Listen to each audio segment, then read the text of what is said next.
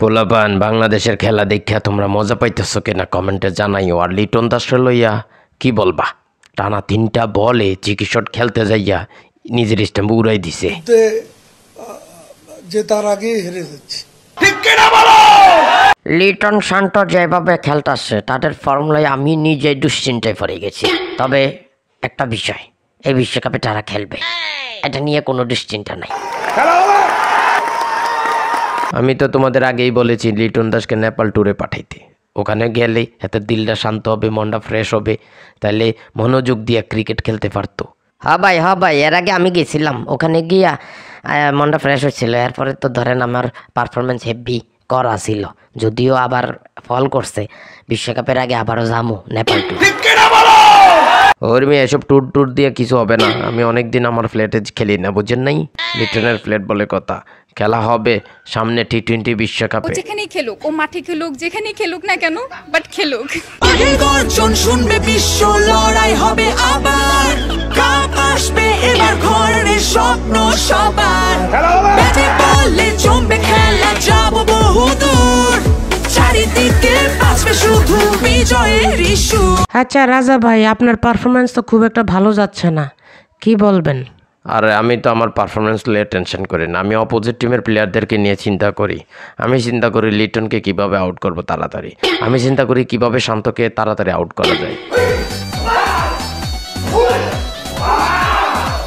হয় রাজা ভাই, আমাদেরকে লই আর চিন্তা করি না, নিজের পারফরমেন্সের দিকে চিন্তা করেন, তাইলে আমরা ভালো খেলতে পারি।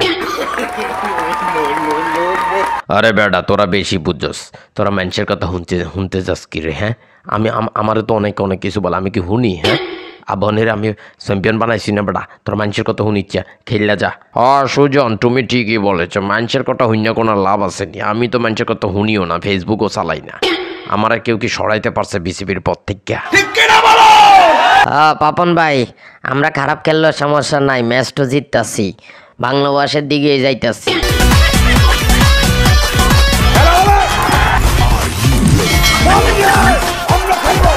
আমি বুঝলাম না, লিটন দাস কি আমার লগে মস্করা করে? পরপর 3টা বল চিকিৎসক খেলতে গেছে। আরে বেটা, তুই বেলে উইকেট পাস না, এর লাগে আমি 3বার চেষ্টা করছি কিভাবে আমি আউট হই, এবং তুই সফল। एकदम इन्होंने वक्त बदल दिया, जज्बात बदल दिए। ओ भाई, मारो मुझे, मारो मुझे, मारो। ওরে লিটন ভাই, তুমি সামনের ম্যাচে খেলতে পারবা কিনা এইটা লইয়া আমার যথেষ্ট সন্দেহ আছে। প্রীতি আপা, বাংলাদেশ আমাদেরকে বাটি চালান দিয়ে হারায় দেয়। আমার কাছে মনে হয় লিটন দাস ওই যে মিঠুন আলীর কাছে যাওয়া উচিত, বাটি চালান দিয়া যদি কিছু একটা করা যায়। ভাইজান, ঘটনা কিন্তু খুবই সত্য।